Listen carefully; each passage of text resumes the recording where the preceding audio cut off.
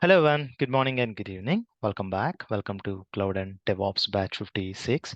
So before I start the session, I would like to give a quick recap on what's being covered in the previous session. Previous session is session 1. So we just talked about how are we going to kickstart the journey and how can we start establishing the footprint in cloud and DevOps. And in order to do that, what is the first thing to start with is something we extensively discussed. And in that process, the very first thing that we need to start with is Linux. And we saw the importance and the prominence of Linux. Without Linux, technically things are not going to proceed. If you know Linux, that means you're one step ahead. If you don't know Linux, that's totally okay. We are here to help you. And today is session 2. So I would like to give a quick recap. So yesterday we concluded that 99.9% of the corporate and enterprise infrastructure is on the top of Linux. I have shown with the help of a Wikipedia operating system utilization. And also I have explained how licensing, that means how we are going to pay to the Microsoft. When you're talking about license is also something we talked. So Microsoft licensing or the Windows licensing is not just based on the number of servers. It's also based on how you're utilizing the server. That means how many user accounts you're going to create and how many CPUs that are being on the top of it and what type of edition it is.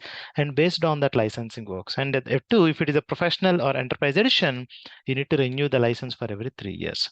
But in the Linux world, so they don't use the word Linux license. Instead, they go with the subscription.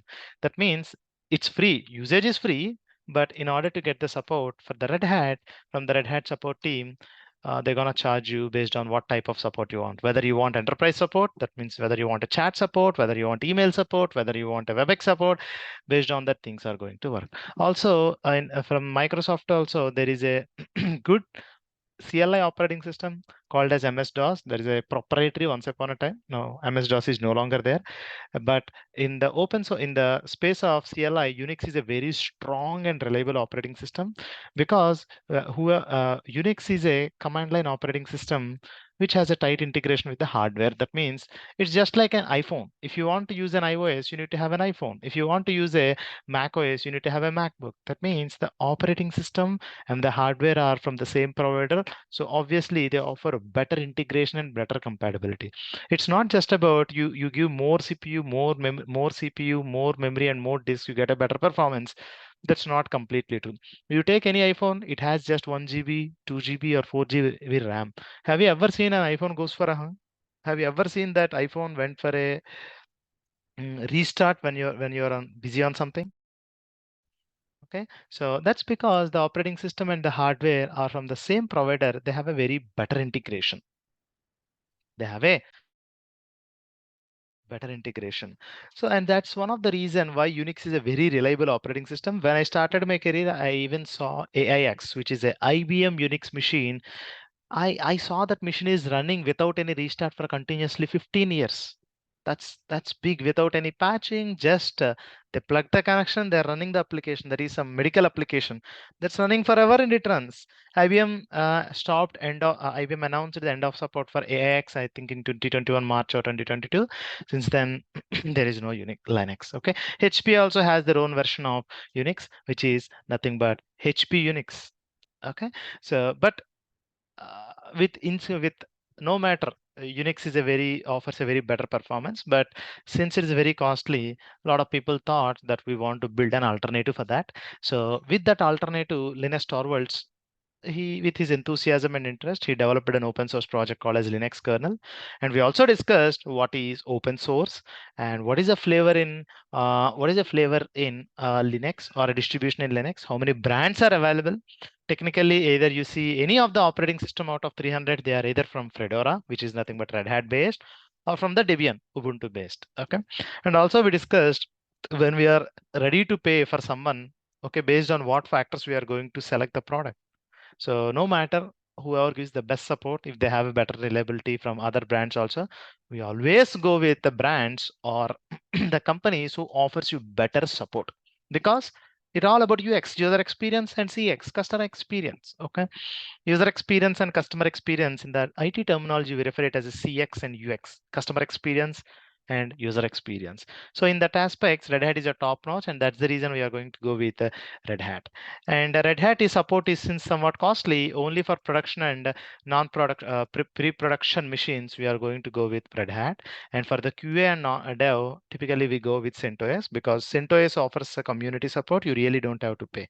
But if you go with production as Red Hat, you need to pay for the Red Hat for the support that you gain. All right. And this is some important point that we discussed. And also I told you, how can I learn Linux? If Linux is this much important, correct, I'm ready to learn, but where can I learn? So if you're having a Linux laptop, you can, or if you're having Oracle Box, which is a virtualization software, you can use it to run multiple operating system. You can also use Killer Coda or Katacoda, which is an online Linux terminal, or we can also create a server on AWS, and then we can utilize our energy there. Okay, we can create a server and can learn Linux on the top of it. I'm okay with anything. Okay, and in order to do that, in order to create a server on AWS cloud, we need to have a AWS account. How can I create an AWS account? Yesterday, I have demonstrated that. Hope every one of you have created the AWS account. In case if your account is active, get activated, please ensure you follow and get that activated. And yesterday, majority of the people reported that their accounts are activated when they use credit card. I'm really happy that you guys doing the things on time. That's really a good sign of following up. I want every one of you to follow the same pace throughout the training. Thank you very much, and I really appreciate each and every one. And also demonstrated how to create an account, and I have given a small assignment, which is nothing but creating a AWS account, which you guys already did that. I'm happy about it. And also, what is the computer that you need to have? What type of operating system? I'm okay with anything. Okay, so that's where we have started with. And to keep things simple, I want to set a goal for today. Okay, so the goal for today is what's the goal for today? Let's keep some goals. Okay, goal for today.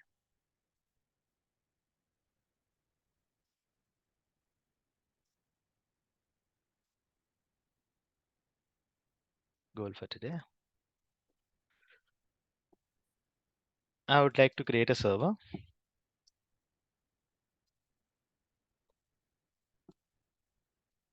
AWS Cloud, using EC2 service.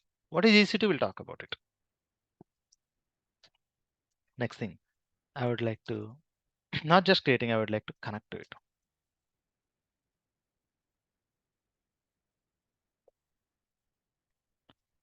This is my goal for today. It's very simple, very straight. Okay, I don't want to get deviated because we need a server, because from tomorrow we're also gonna learn Linux. So this is my preliminary goal for today. Okay, so whatever we cover on the top of it is a bonus, but the primary goal for today is this. All right. And also guys, yesterday I have, most of you would have received in here, yesterday I have messaged this, right? So every one of you would have got the GitHub link. And if you go to the GitHub link, this is B56, go to the GitHub link.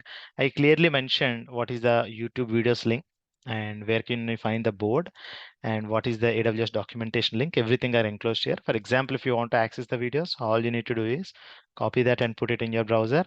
Everything would be coming up step by step. Step by step here. So the playlist is here. This is a demo session and this is session 1. Even today's session will be enclosed here. Okay, so you really don't have to wait on this. You just after the session, after 30 minutes or 90 minutes, go and check the list. You will be able to see that. And yesterday, a few of the people reported that the session after upload, the video quality is not great. Yes, I acknowledge that. YouTube takes 1 hour of time to process, 1 to 2 hour of time to process the high definition version. In case if you feel that the version right after the session at 9 o'clock or 9:30, if you're accessing, if the quality is somewhat with a low resolution, ensure you wait for a few more minutes. So from my end, I uploaded that, but YouTube takes some time to process the high definition version. Okay, and going forward, all the notes that we are going to publish is going to be enclosed here only. Okay, so also someone has asked me, how are you going to share the notes? Okay, what is the standard that you follow? Every document, everything that we are going to cover will be detailedly sent to you so that when you are going for any interview also, you can use this. But at the same time, I always recommend you making your own notes, okay, once you understand the content. For example, I'm talking about Kubernetes. So here I explained about what it is, how can we do that, okay. So including the commands, everything in detail, we are going to add it here. We'll also add the reference points where we can go and search further information, okay. Every time we'll keep some agenda to ensure that we don't waste time on unwanted things. All right, this is one point I want to add. All right. Okay, perfect. Now I want to understand, okay, how and where and all AWS is operating. How and where and all AWS is operating. So you go to AWS Global Infrastructure Map. Okay, it shows you where and all AWS is offering its business. And I started using AWS Cloud from 2014. I think it's been almost 9 years that I started using AWS. I started with creating servers. Okay, so when I was working for one of the consulting firm, and at that time, the number of regions were less than 5. Now there are 32 regions. Region is a geographical location. That means what are all countries that your cloud provider is offering the service. Again, underneath that, you'll also see availability zone. What is an availability zone? Again, we'll talk about it. If you take this as a whole, okay, these are all the places where Amazon is offering its services. Okay, so United States, you have a huge number. Okay, United States is known for the utilization and the development of software. That's the reason you can see a lot of regions as well. If you see any of the ball in green, that means it is operational. If you see any of the color in yellow or red, that means Amazon started its business there. Okay, he's started building and it's going to be coming soon. And in Australia, they have two regions. What is a region? We'll talk about it. Okay. Region is nothing but a physical location. Okay. A geographical location. In Sydney, they launched in 2012. And in Melbourne, they have launched and it's launched in 2023. And if you take in India, Amazon is launched in 2016. And if you see in 2022, due to the huge increase of the startup ecosystem and the huge consumption of cloud space, Amazon decided to construct another region in 2022. And if you see this, even in India, we have two regions. Okay, Hyderabad and Mumbai. And if you see this in West Coast, you have North Carolina, AWS Government Cloud, Oregon, North Virginia. Okay, and if you see this over here, and if you see this, okay, North Virginia is when Amazon decided to start the cloud business, North Virginia is a region which was first started by Amazon. Okay, so in North Virginia, in the geographical location North Virginia, Amazon started its business, and that's also it's a very big region. And whenever Amazon wants to release any new features or any new editions or any new services, typically they roll that feature in North Virginia because they have big sort of customers. And I don't know, for some reason all the new features you can avail them in North Virginia first, and slowly they'll roll it out to across all the geographical locations. And if you see this in Africa, they have Cape Town, which is launched in 2020. And wherever Amazon launches the region, they ensure they have minimum 2 regions. If not, they'll try to construct the other region. I'll also tell you why. Okay, and also if you scroll down, you'll also see zone. What is this zone? I know what is the region, but what is this zone? That is another important point. Let's talk about it. And Manu, if Amazon is offering their services in in these many geographical locations, how can I decide that where I am going to create my region? For example, mine is an e-commerce company based out of India. Now, does it make sense if I create the infrastructure in America? Okay. For example, my business is based out of Sydney. Does it make sense if I create my infrastructure in Hyderabad? Really doesn't make sense, right? And if you see this, if you do that, okay, customers who are accessing your business, like your Flipkart or Amazon, they go all the way here. Sorry, let me use the right color. They go from all the way from here to here and here to here. So customer experiences latency, right? Every time they want to shop something, they want to do some payment, they experience a lot of latency. So that's the reason you should always use a region, or you should always create the infrastructure, which is nothing but your servers that are close to the region that are close to your business. For example, yours is a business based out of Hyderabad, and your ecosystem and your customers are all everyone are in the south part of the country. I think it doesn't make sense to create the infrastructure in Mumbai. Geographically, they are way apart. Okay, but Amazon says that the connection between the two regions in the same country or in the same location would be having almost 4 gigs of line, 4 Gbps lines, which is very, very fast, but still you experience some latency. So the decision, there are two things which decides where your infrastructure is supposed to be. Each and every company and each and every country, first thing, has their own laws. Okay, if your business is out of India, where user data like user details, user PAN card, user bank account details, such kind of information, if you are storing, you are not supposed to store your data in any other country or any other region apart from India. Okay, and each and every company is very sure on that, and if the company violates that, okay, they will be penalized with huge hectic fines. Okay, and Europe is something which is known for imposing hectic fines if any of the company bypasses that. So if you ask me in interview, if where you need to say in which region that your infrastructure is, you need to say based on your business. For example, if your business is based out of states, you need to create the infrastructure in states. If your business is based out of India, you need to create your infrastructure in India. So let me try to sign in and show. Okay, so let me try to show some very important thing today. Let's go. For example, my business is operating in India and I would like to create an infrastructure. Okay, so for example, I have an application which is an e-commerce application.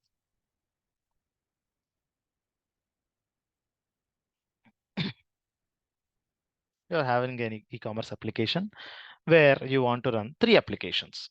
Okay, so one such application is, okay, for example, you're having search application, cart application, and payment application.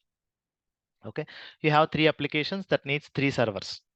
Okay, and your developer mentioned that you need to have a Linux machines. So I need 3 Linux machines. So for example, this is Amazon's AWS Mumbai region. A region is nothing but a geographical location. So in this geographical location in Amazon's data center, since you want to run search, cart, and payment application, you are going to create 3 servers.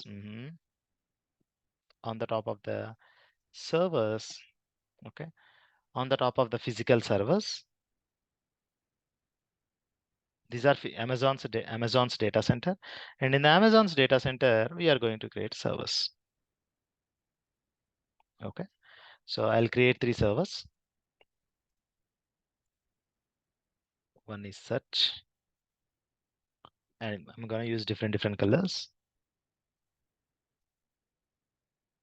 And another application that you are running is another VM. This is a Linux server.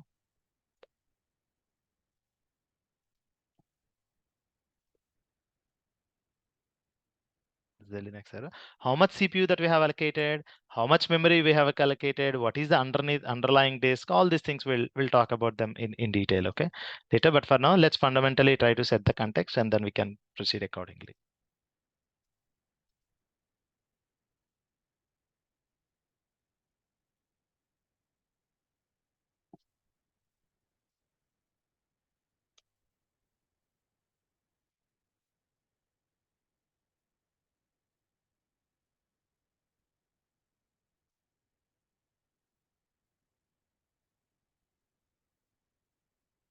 All right.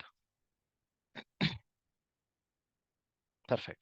Now you are having 3 physical servers, and on the top of the physical servers, you have created virtual machines. That's particle. Fine. Now on the top of the physical server, you have created these servers. Okay, I mean Linux machine, 3 Linux machines that you have created, and on the top of it, you have running search, cart, and payment, and your e-commerce company is running good, and people across the India, they are doing shopping and they are doing the payment, and your company is making money. Now because of some catastrophic event, because of some cyclone, some issue happened and you lost the entire region. Now what happens to your business? Technically, in AWS Mumbai region, not just you as a customer, thousands of customers infrastructure is hosted, and thousands of customers applications are running on the top of it, and thousands of clients customers are making money through their end users, right? Now because of some catastrophe, if you lose this region, what will happen? Anyone? Anyone would like to answer that? What will happen to the business? Can anyone do the shopping now? Can anyone do search for the product? Is your website accessible? Anyone? Am I audible? Yeah, Bhargav, go ahead. Guys, anyone who wants to speak, just raise your hand. You can talk, okay? Bhargav, go ahead. What Hello, happens? Yes, Bhargav. am I audible? Yes, you are. Yeah. Oh, if the location, geographical location is not working, or else the website is not working, then we have a alternate one to relocate the No, just look at the diagram. yeah, Let's not think anything apart from what you are seeing. In this case, what will happen? that will redirect to another geographical location. In this case, your region is down. You're having 3 servers, which is running 3 applications. Your region is down. Let's think only about this. Okay. Redirection, all these things are secondary. In this case, what will happen? So the payment will Your not application process. is not accessible. Exactly. I think exactly 3 weeks back in Amazon, the same thing had happened. Okay. I think in US East 1 and US West 1, sorry to use these words, in North Virginia, in Ohio and Oregon, which are the 2 different geographical locations or the regions in AWS, they experienced an outage. The outage is network. That means customers are not able to access the applications that are running on this region. There, the redirection didn't happen. Technically, when such glitch happens at the location region level, the entire application experiences an outage. During this time, you lose a lot of money. Okay, each and every, have you ever seen Amazon down? Have you ever seen Google search down? As I said, they promise huge uptime, all the products. Okay, for example, when you're buying a product, they promise you certain availability. For example, I'm buying database as a service from someone, and if they offered me 99.99% uptime as the SLA, that means per month you or your customers cannot experience my database outage for more than 4 minutes 21 seconds.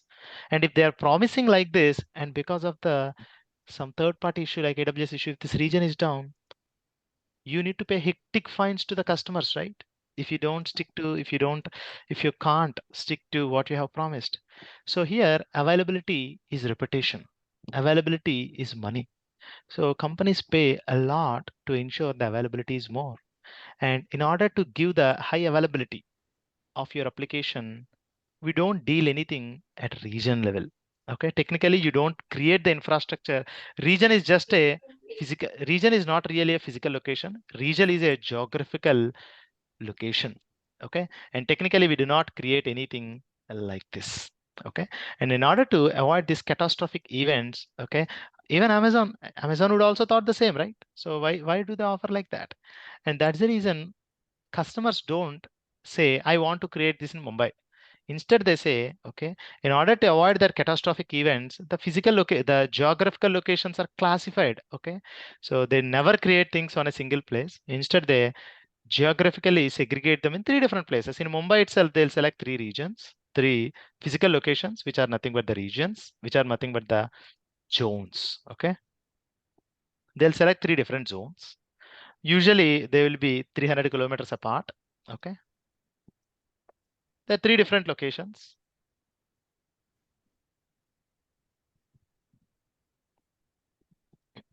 But Bhargav, whatever you said is correct.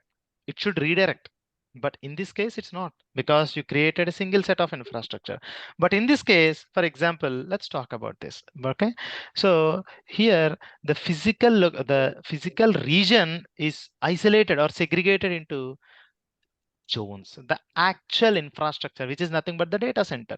So in Amazon, in Mumbai region itself, the data centers are organized in 3 different physical locations. Okay, data center 1, and I would like to refer it as a availability zone, zone 1.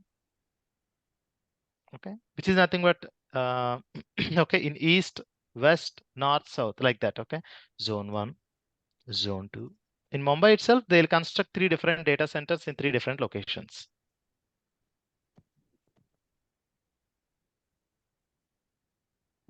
Zone 1, zone 2, and zone 3.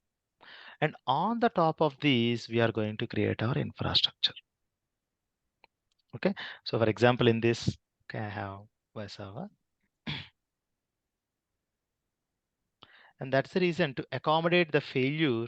Okay, so what we typically do is, okay, see, this is my take. I want to ensure even if one region goes down, one zone goes down, I want my application to work seamless. So for that, what we do is, for example, this is a cart. Okay, you will run 2 cart applications in 2 servers in 2 different zones. Zone is a physical location. Okay, so for example, if your cart is running on 2 different physical locations, which is nothing but on zone 1 and zone 3, and your payment application is running on 2 different zones. Okay, you're running 2 copies of your payment application in 2 different places. Okay,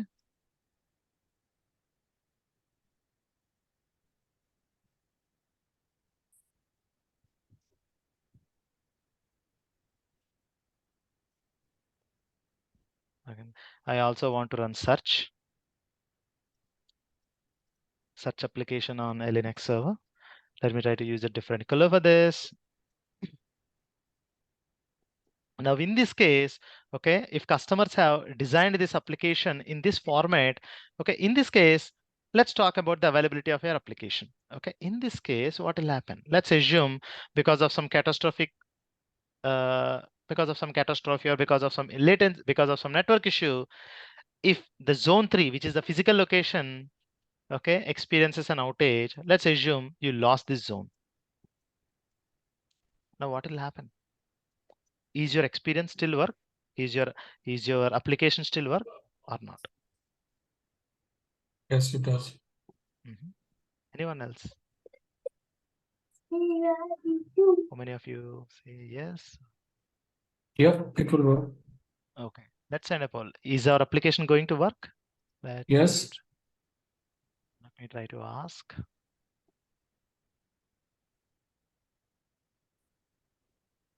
In this case, is our application work?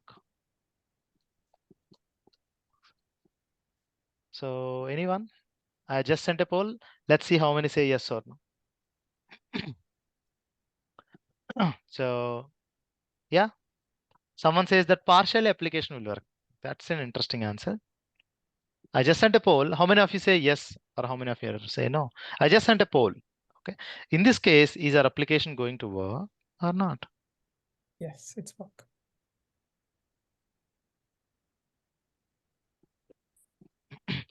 Awesome. Okay, 85% reported the application work. Awesome. That's good. That's good. That's great. That's great. I mean, I'll give 10 more seconds. I can expect few more people didn't respond. Guys, come on. Please share your thoughts. Let's make it more interactive and collaborative. Awesome. 6 more votes are missing. Come on, guys. Come on, come on. Want to understand the perspective and the ability capabilities. Awesome. 90+% of the reported, okay, 90% of the people reported the application will work. 5% people reported that it will not work. Guys, it will work.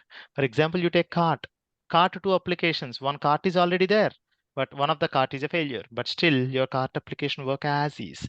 And if you see search application will also be down because this location is down, which is nothing but zone, and this search application is running elsewhere. Okay, that means your application will still work, right? Now, in this case, what will happen? Okay, in this case, for example, because of the same catastrophe, zone 1 and zone 2 lost. We lost. Now, in this case, will your application will work or not? No. Again, in this case, again, I sent a poll. Is our application going to work or not?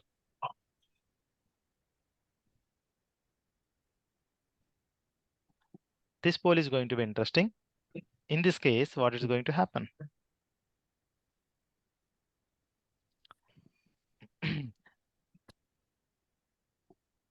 in this case, what is going to happen? It will partially work, Muazzam is telling.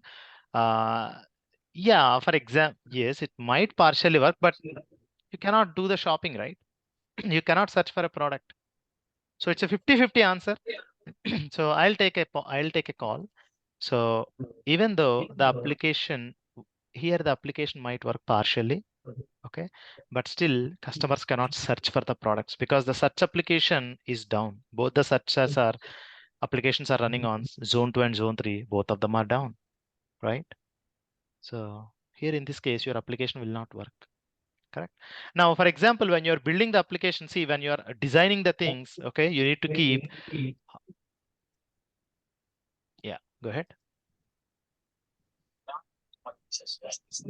Yeah, Mozam.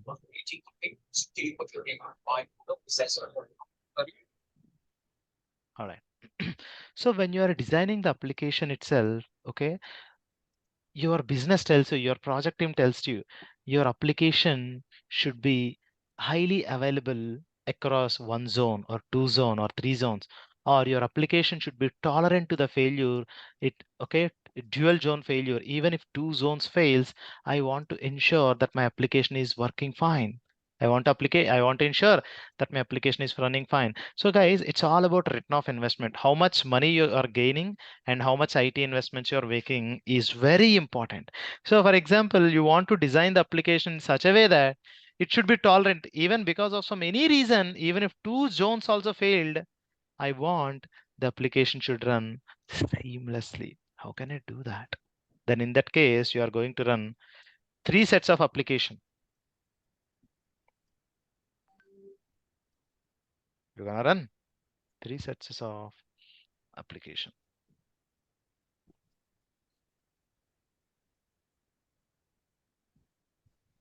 Not card.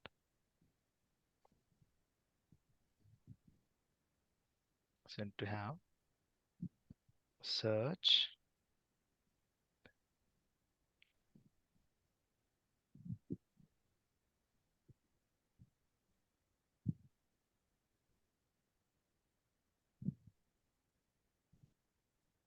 Okay, and if you look at this, in this case, you're running the same application, but 3 copies. That means you're running in 3 different zones.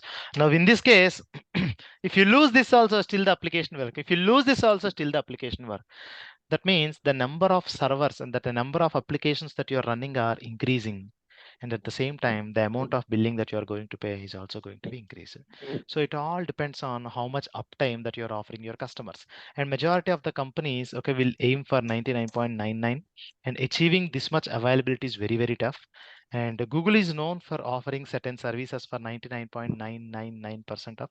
That means they promise you a maximum of 26 seconds of downtime per month. It's very, very tough. Okay, there is a database service in AWS called as, okay, I think Bigtable, BT, Bigtable, that offers one of the best availability. Not BT, Spanner, Cloud Spanner offers 99.999%. Okay, so that much important it is. Okay, so again, you can think about, so why do I need to pay this much? It's all about how you want to design, and you really don't call this as zones, and that's the reason we refer them as availability zone. And this concept, what we are talking about, is called as a high availability. Is your application highly available or not?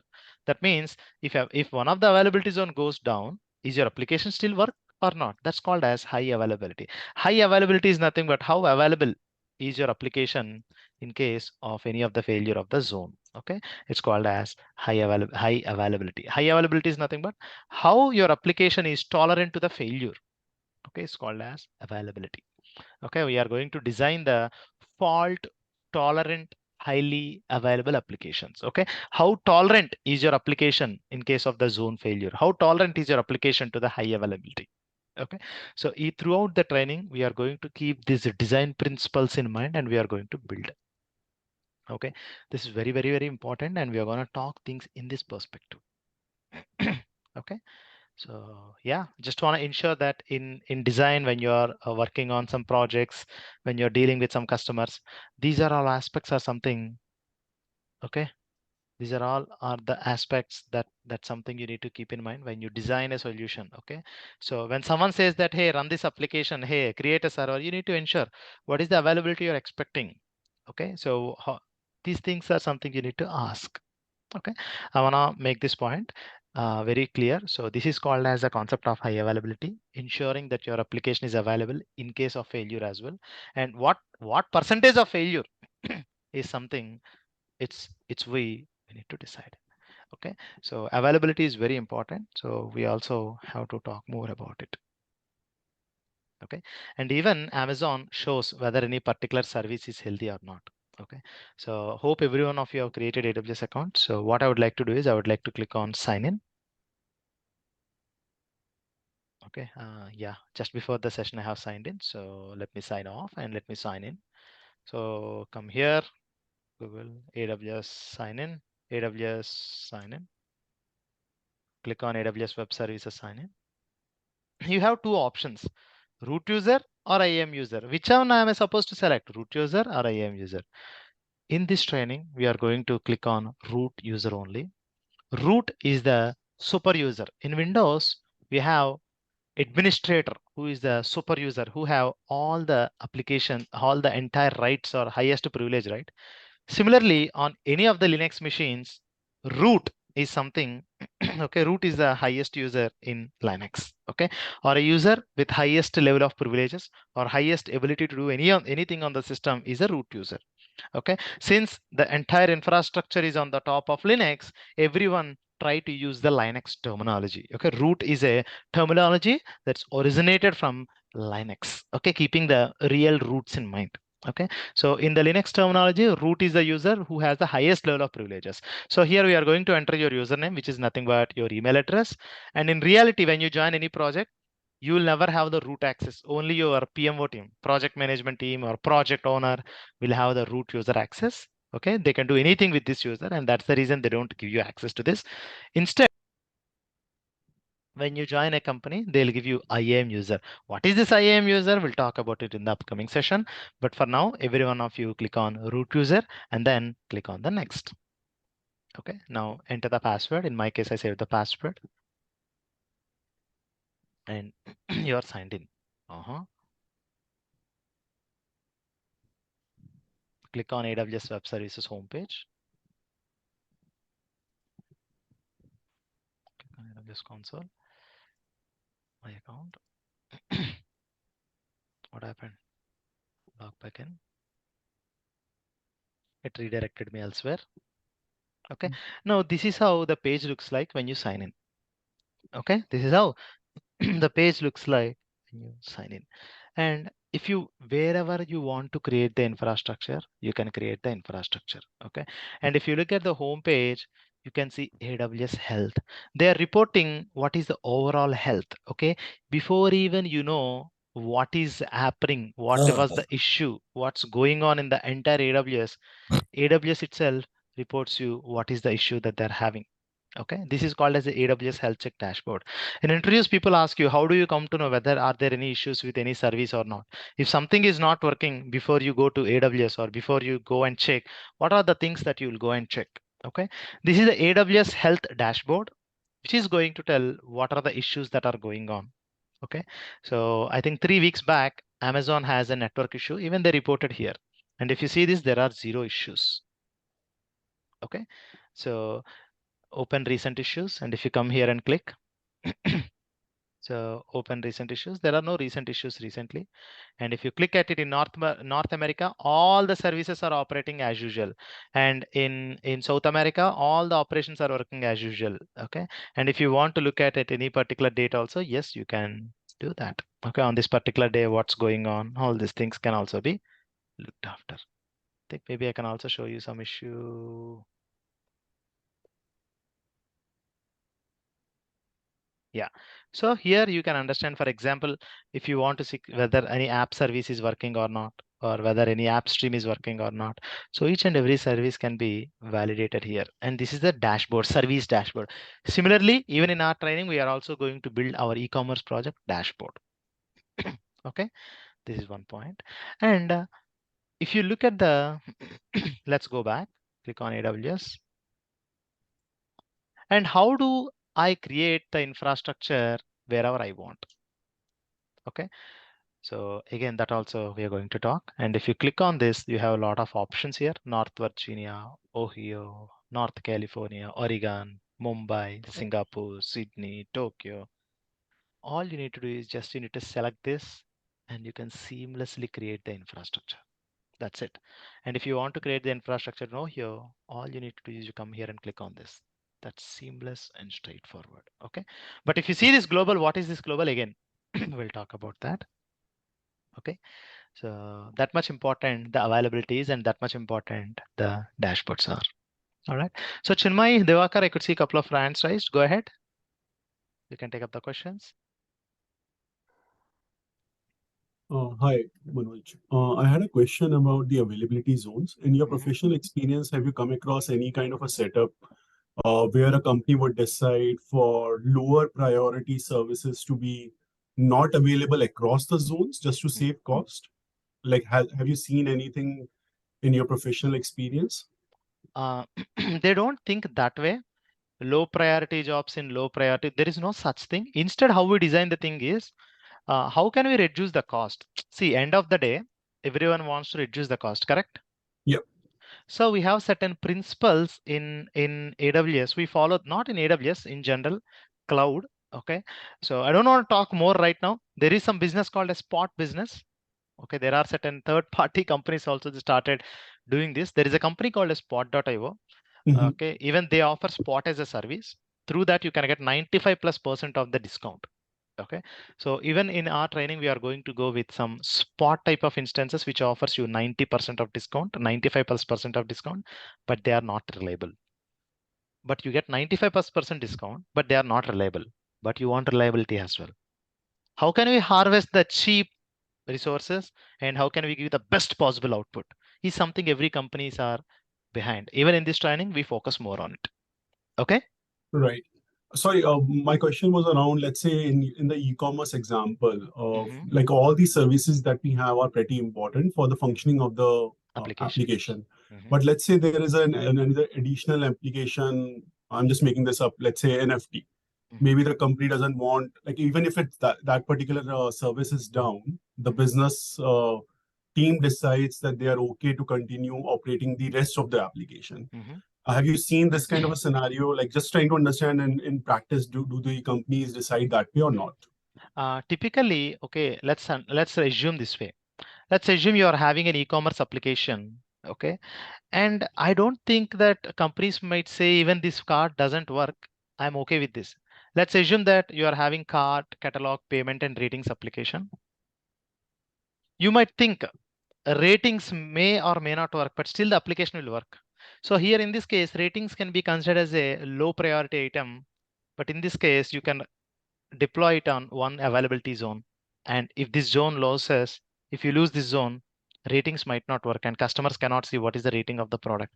You might think customers might be able to do the shopping still, but there are certain customers who want to see the rating.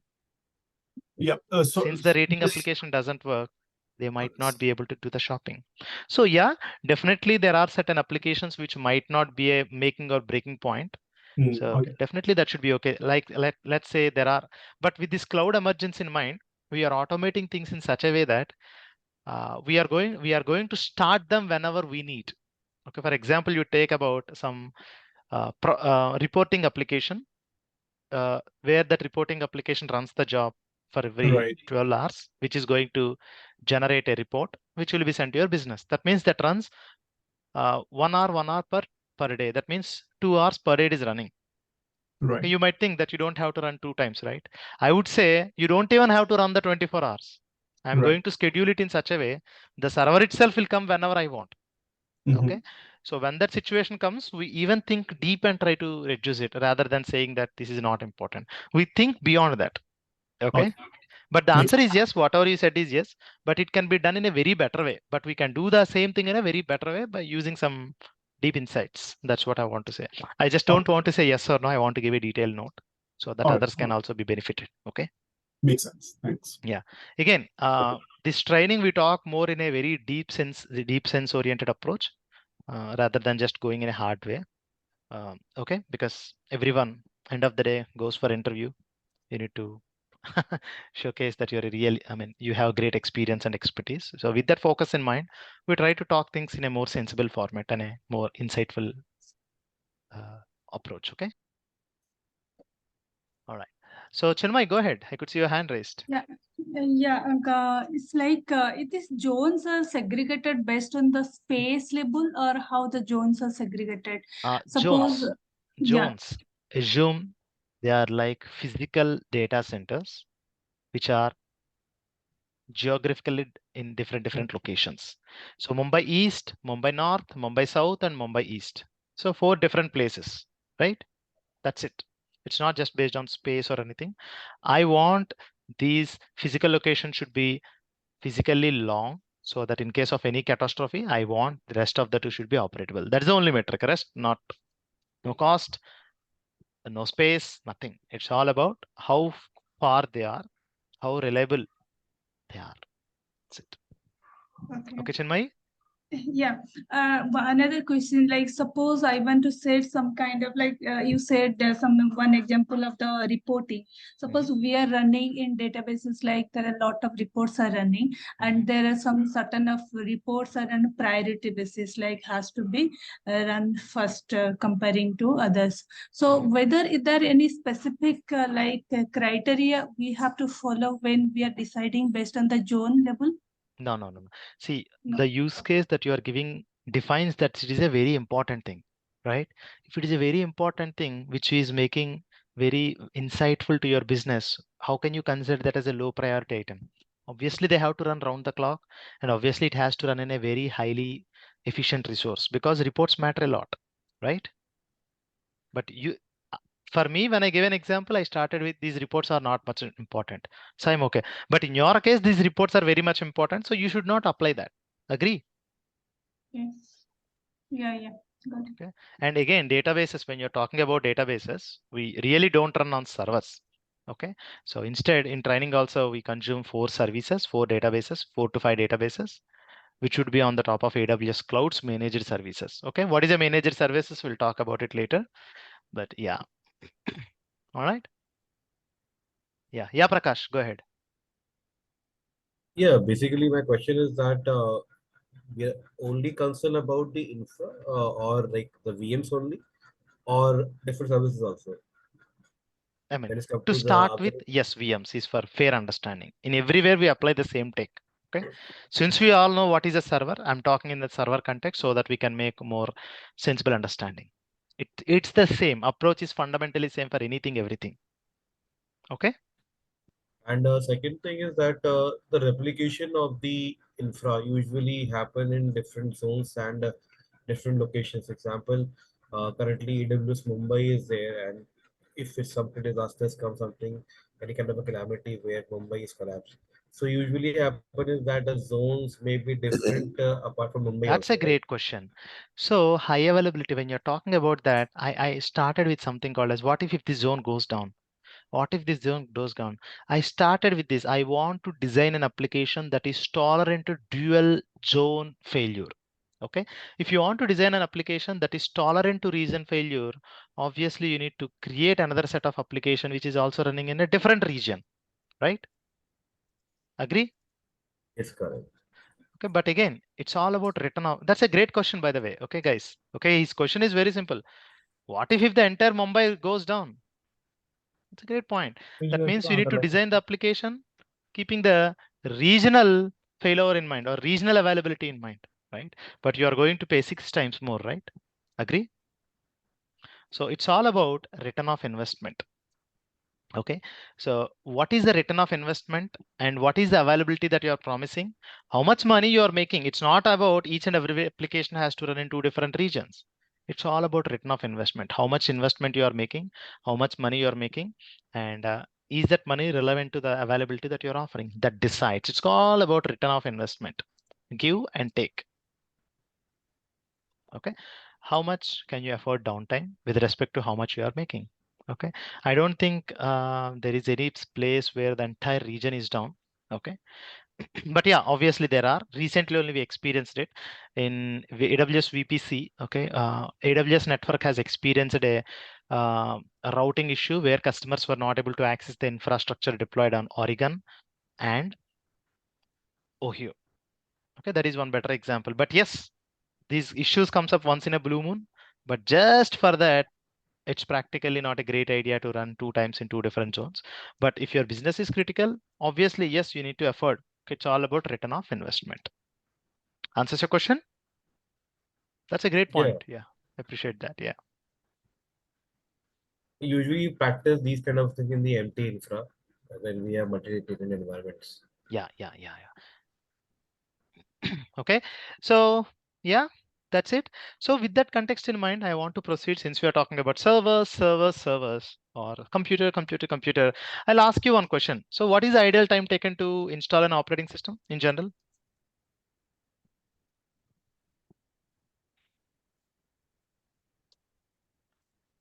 On your computer, if you want to install any sort of operating system, how much time it takes in general? You can enter your answer in the chat window.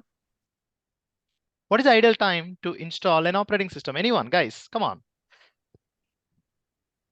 Approximately 1 hour, 30 minutes, 15 minutes. Come on, guys, 20 minutes, 20 minutes, 20 minutes, 20 minutes, depending on the size. That's a great answer.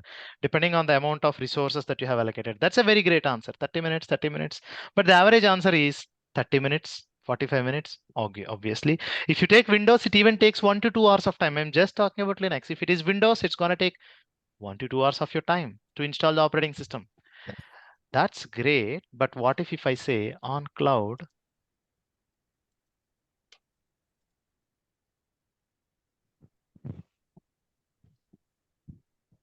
it just takes 1 minute. It even takes less than 1 minute as well. Do you believe this?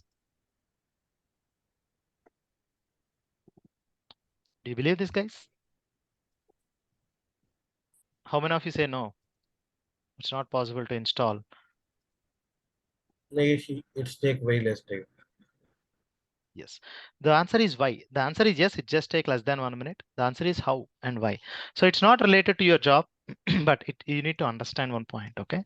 So whenever you're creating a server on cloud, okay, you also need to mention one point, right?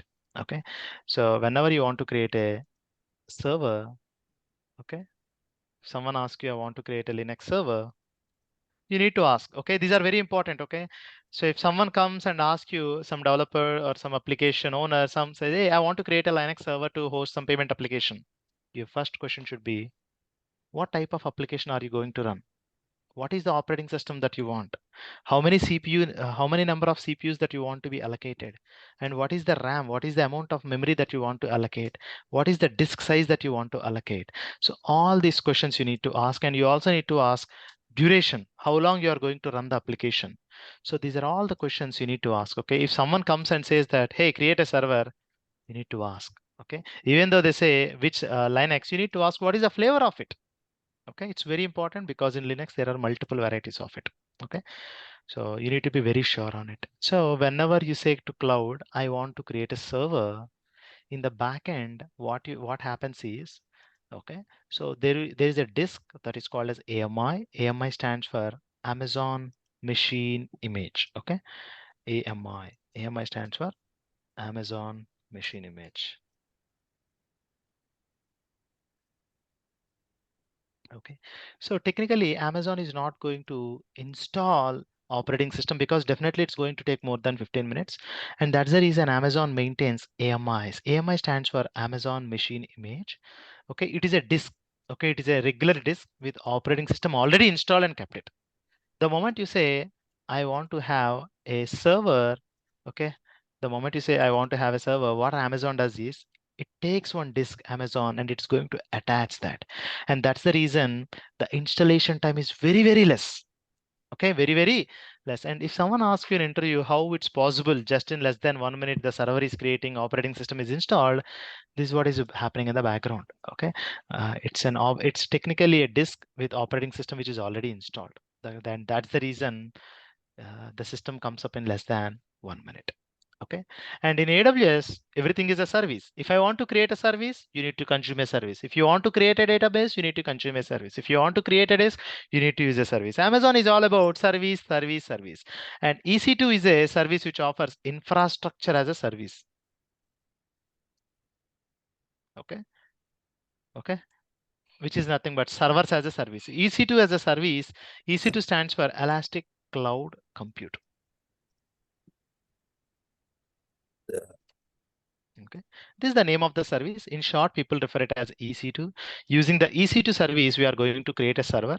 And to start with, we are going to start with a Linux server. And this training more focuses and emphasizes only on the Linux because it's all about Linux-based business. It's all about open source business. And none of the companies want to run applications on proprietary applications. And that's the reason outside in the market, people are completely behind Linux-based infrastructure. With that in mind, since we want to learn Linux, I would like to create a server on AWS Cloud. All right. And second important point, okay, you created a server. Okay, so for example, you created a server and this is Windows. Okay, for example, this is Windows-based machine. Let's assume this is Amazon's data center.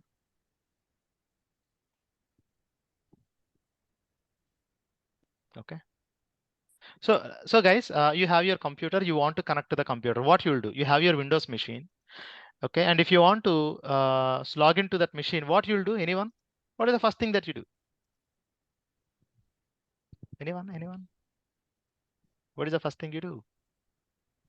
User-ID password. Exactly. You will enter your username and password, right? Why you are entering it? Because you need to prove who you are. Because see, if Chinmay's computer is there, I can also enter into that computer, right? But how it comes to know who is doing what? If Chinmay does something in the system should say, hey, Chinmay has done. If Manoj has done something, it should say Manoj has done. If Ravi has done something in the system, Ravi should have done, right? So you need to prove who you are, and that process is called as authentication. Whether that person can do that or not is secondary. So authentication works by using username plus password in general. Okay, in the Windows world, right? But let's say you have created a server on somewhere in AWS Mumbai region. You are in Bangalore. Okay, this is a Mumbai region and you created a Windows machine. If you want to connect to the Windows server sitting at your home, how can you connect to that? If it is your local computer, it is in front of you, you opened it, you click the power button, you enter the username and password and you click enter. But you created a server which is available in Mumbai, and if you want to connect to that, how can you connect? Anyone from the experience background? Anyone? How can we connect to a Windows-based machine? Anyone interested to answer? Santosh, would you like to answer? Remote connect, right? Via RDP? Exactly.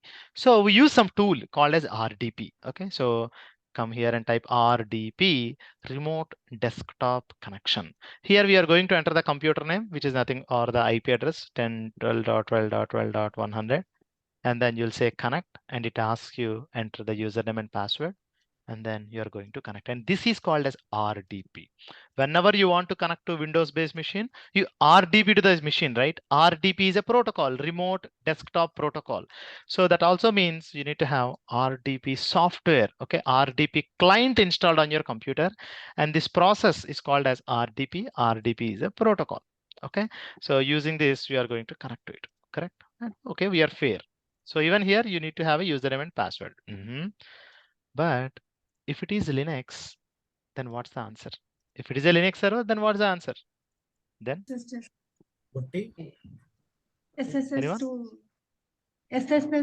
the host.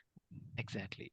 So similarly, how you use RDP, you need to SSH. Okay. Again, SSH is a protocol which helps you in connecting to the Linux-based machine. And for that also, you need to install SSH client. SSH client is nothing but an SSH software. Okay. A client is nothing but a software which is installed on your computer. This is a server and you are a client. Okay. So you need to install an SSH client. And if I ask you what is your username and password, if I ask you what is your Gmail, guys, how you guys will tell? Anyone? You say James Bond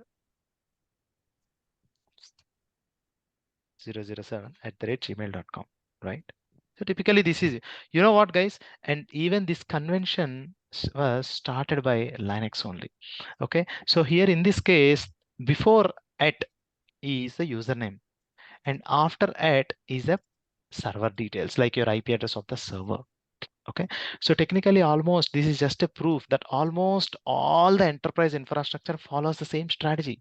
Okay, technically this is a Linux strategy. Okay, even Linux communicates the same way, username at the rate IP address. Okay, whenever you want to connect to any of the Linux based server, you need to use this SSH space username at the rate IP address. This is how you connect to any Linux based server using IP address and you know what, Linux offers two types of authentication.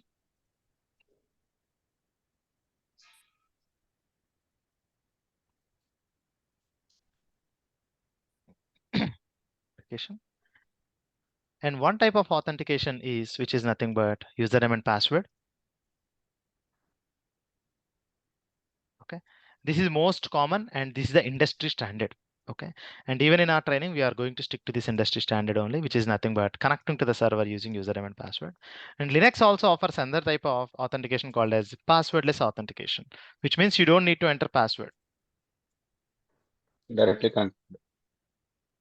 So without password, then what is this authentication? See, you don't enter the password, but instead you use something called as key-based authentication. Okay, and this is something you should be knowing it. If you don't know this, people can easily identify that you don't know Linux, or you're just going just by saying you know everything. Okay, if I say, hey, do the passwordless authentication, and if you say that I don't know, or if you give some incorrect answers, we can easily identify that you just learned and joined the company. That much powerful and important it is. So I want to talk about it. Okay, but again, eventually username and password is the industry standard, but Linux offers passwordless authentication. So I want to talk about this as well. Okay, Linux offers two types of authentication. So I want to talk. So first thing is something we're going to talk more. And second thing, passwordless authentication is something I would like to start with. Okay, because today we're going to talk, and again from tomorrow we'll never talk about it. Okay, because in industry, username and password are the standard. All right, perfect. So what is this passwordless authentication? So when you want to understand the passwordless authentication, okay, passwordless authentication or key-based authentication means two files. You'll have two files.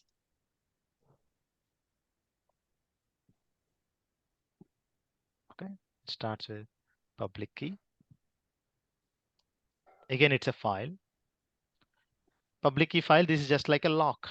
And next is private key, which is like a key. Okay, now let me take some picture lock and key image. Okay, just by looking at this, what you can understand, guys, just by looking, if you want to open this lock, you should only have this key. Similarly, if you want to open this lock, you should have this key. If you want to open this lock, okay, if you want to open this lock, you should only have this key. With other keys, it will not work. Okay, so in this, which is public and which can be sensitive information, if anyone sees this key, if anyone sees this lock, that's fine. Why? No problem. You lock your home with this lock and you go. If 10 people, 100 people saw the lock, nothing will happen. But what will happen if people see this key? Anyone? If someone sees your key, if someone sees the pattern of your key, what will happen? Anyone? Authentication violation. Like, so if someone sees the pattern, or if someone know how the key is, they can make a duplicate key and they can open the lock and they can enter your home, right? So in this, which is sensitive, which is private, which is not private? Lock or key? Lock is sensitive or private, or key is sensitive or private? Anyone? Key is private. Key is always private. Okay, the same concept even in Linux is applied. So whenever you want to go with key-based authentication, we are going to generate two files. One is lock file, which is nothing but a public key file. Another is private key file, which is a key file. So what we're gonna do is, so when we are creating the server itself, we'll say this is the lock. Okay, and come here.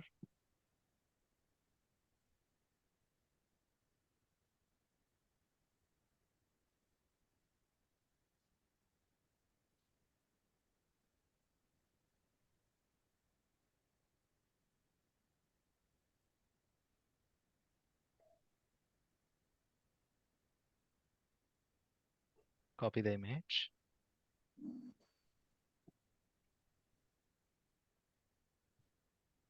And if you want to open this lock, okay, what we are going to do is we are going to create the server by placing this lock. If anyone wants to access this, okay, you need to have the associated key. Okay. Okay, so you need to have this particular key. Copy the image.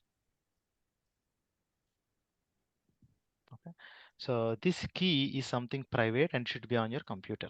Okay, so this key is private and you should not give it to anyone. Okay, so when you join any company, if they ask you to generate the key pair, hey, give me the key, then you should generate the key and you should never ever give the private key. You should never give the private key. Instead, you need to give the public key. Is this point clear, guys? Any questions, anyone?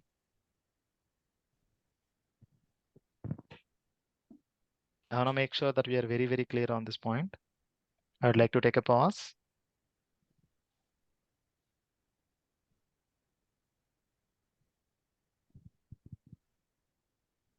Any questions? Okay, I could see a couple of questions. Gopi, go ahead. Gopi, Mozam. How will you use this keys, Manoj? We'll see that in the session. Okay. How am I going to use this is a secondary thing? But you Okay, understood the okay. concept or not? If you understood the concept, I'll show you. Yes, got it. Basically, what you're trying to say is that lock and key both are key essentialities, but Yes. lock is a public key and the key is a private key. 100% true. Okay.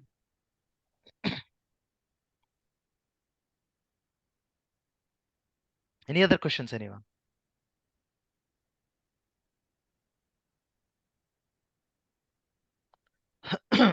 Any questions? This is very important. I want to make sure you guys are very clear on it. If not, we waste some time. So I want to talk. Okay. If this concept is clear, I'll show you practically. And Manoj, why these two keys are there? Why public and private? What is the difference? I'll ask you the same question. You are going outside, you are locking your home. Why only there is lock and key only? Apart from that, why nothing is there? I'll ask the same question. See, you are staying in a flat, you want to go out and eat something. What you do? You will take the lock, you'll take the lock, and using your key, you'll lock that and you'll go out, right? I'll ask you the same question. Why only those two? Security reason. Exactly the same thing, right? This server, I do not want everyone to access it. This is my server. I want me only to connect to it. I want to prove this and I want to connect. Agree? Yeah. I mean, did I answer your question or did I confuse you? That's okay. I understood with the private key. Why this public key? Okay. If you just have a key, can you lock your apartment? No. Why? I have without both lock and key. Exactly. That's the exact mechanism, right? Agree? Okay. If you assume this as a lock, that is a key. Got it. Okay. All right. Any other questions? Awesome. How to identify public and private key? That's a great question. We'll see that. Okay. So yeah, with that, I would like to go ahead and create a server. So I just went in and in the search bar, I'm going to type something called as EC2. EC2 stands for Elastic Cloud Compute. Okay. Elastic Cloud Compute. Now come here and click on this, which is a virtual servers in cloud. Come here. It has a lot of options. We'll talk very briefly. Okay. Now I would like to launch a server. So I'll click on launch an instance. Launch an instance. Okay. Okay, whatever I said, if someone asks you to create a server, I clearly said, right? If someone asks you to create a server, you need to ask them, hey, what operating system you want? How much CPU you want? How much memory you want? How much disk you want, right? And what is the flavor you want? I'll also follow the same standard. Come here. I would like to launch an instance and the name of the server is Linux BATCH56. So naming standards matters a lot. Whenever you are creating any infrastructure, the naming standard matters a lot. That application should be, that name should Okay, speak what it is. Just by looking at this, I can understand the server is created for batch 56 and it is created to explain Linux. So the names should say what it is, okay, what it contains. So these are called as the naming standards. Even in our training, we exclusively focus on the naming standards because these are very important. Okay, the way how you're dealing the things, the way how you're talking the things makes a lot of sense. Okay, now here browse AMIs, and here AWS offers Amazon Linux, Mac OS, even on AWS cloud you can even create a Mac instances. Okay, Microsoft, Red Hat, SUSE, okay, SUSE Linux, Debian, a lot of offerings are there. Okay, you can mention what you want. For example, I would like to mention Red Hat. I would like to browse. I don't want, I would like to browse. Amazon offers AMIs from different providers. Here, if you go with community, there are 500 AMIs are available. If you go with marketplace, based on what you search, it is going to offer. Okay, and if you see this 9,173 AMIs are available in the marketplace. Marketplace is a paid thing. So you make an AMI, you made a custom software, you distribute it. You can also make money in the marketplace. But we'll go with community. In community AMIs, you get everything for free. Okay, I click on this and I would like to say CentOS. Just say CentOS.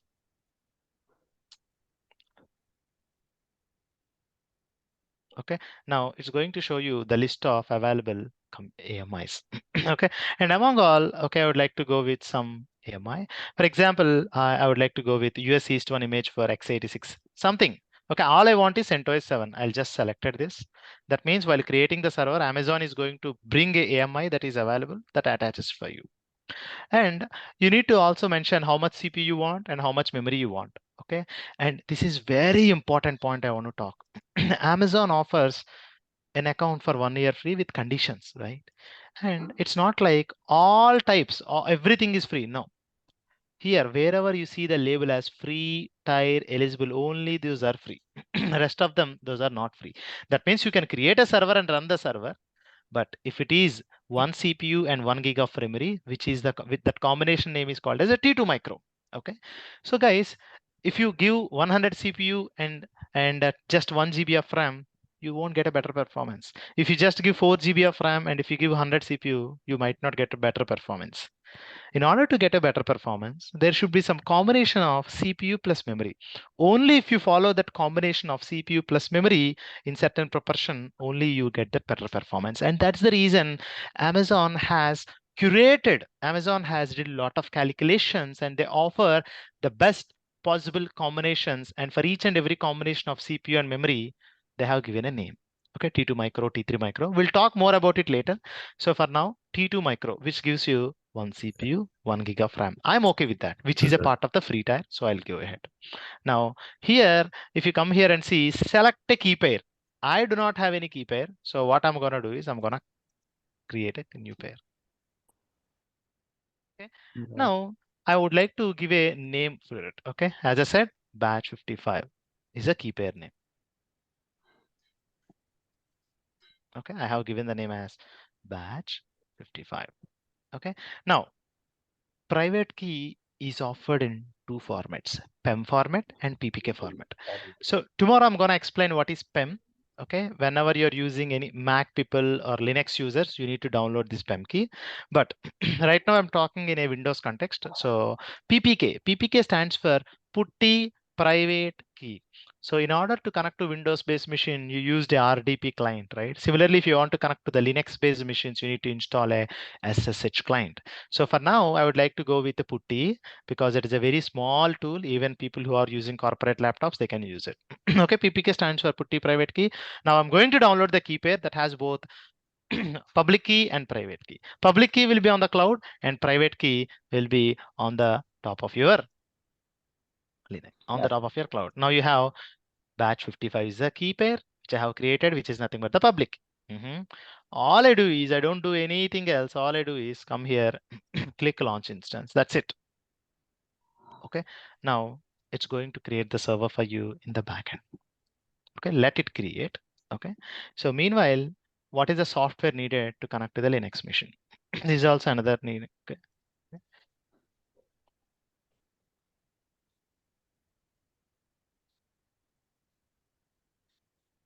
let's talk about this and then we can wrap.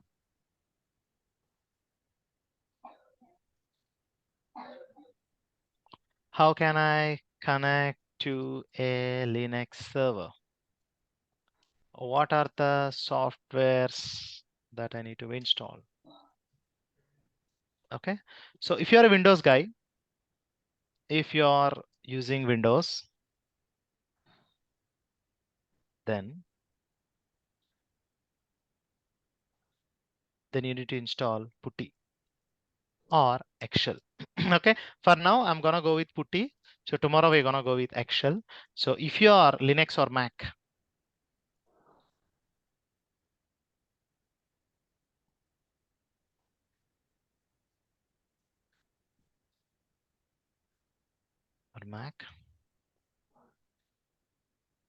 just use the local terminal.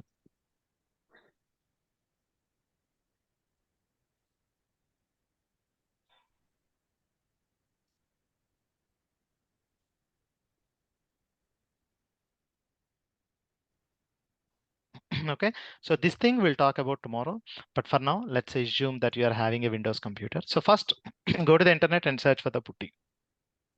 It's a very simple software, by the way. So come here, download SSH client and download PuTTY. That's it.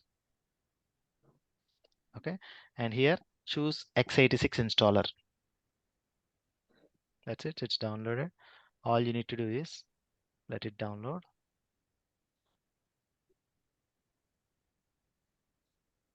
Go to Control G, recent downloads. It's still taking time. Why? Why? Yes, it's installed. You just click it. It is a Microsoft installer. All you need to do is just click next.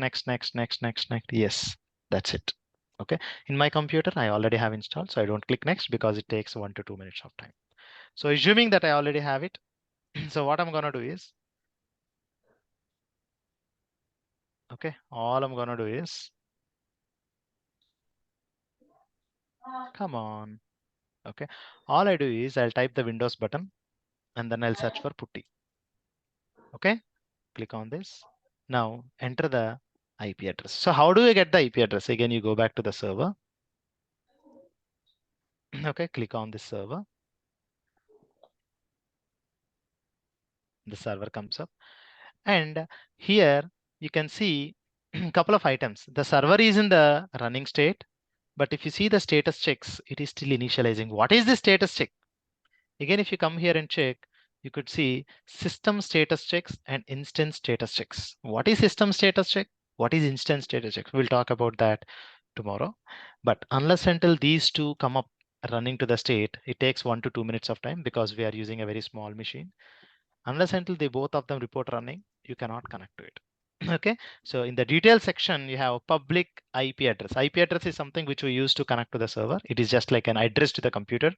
Okay, so copy this and open this PuTTY, enter that, and then in the left pane, you have SSH. If you notice here, you have an SSH, right? Click on the plus icon, and then click on the plus icon again on the auth. Okay, I want you to press the auth icon.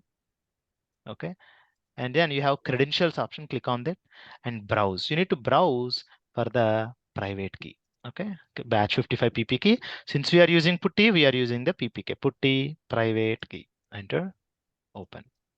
That's it. Now it says, are you sure that you want to connect to the server? Yes. Okay, enter CentOS. Since we're using CentOS and I know the default user account is CentOS, I'll say enter. That's it. You didn't enter any password. You are connected. That's it. Who am I is a Linux command which shows who you are. That's it. I'm not going to talk anything. That's it. That's my goal for today. What is instance checks? What exactly we did? Everything we are going to talk tomorrow. For now, once I'm done with the practice, okay, I want every one of you, once you're done with that, I want you to terminate this. Terminate is just like destroy. Okay, so the rest of the things we'll talk about tomorrow. And that's for today. And I would like to wrap the session by telling tomorrow session starts the same time. There won't be any change in the meeting link till further notice. And please use the meeting link. And every one of you, you will receive the session recording. In case if you didn't receive the session recording, I just messaged in the chat window Okay, just message in the chat window the GitHub link. In the GitHub link, you can find the YouTube playlist. Use that. After 1 hour, you'll have the session. Okay, in case if you don't have it. Okay, and that's for today. And I'm good for today's session. In case if you're having any questions, you can ask me. That's for today, guys. Any questions, anyone?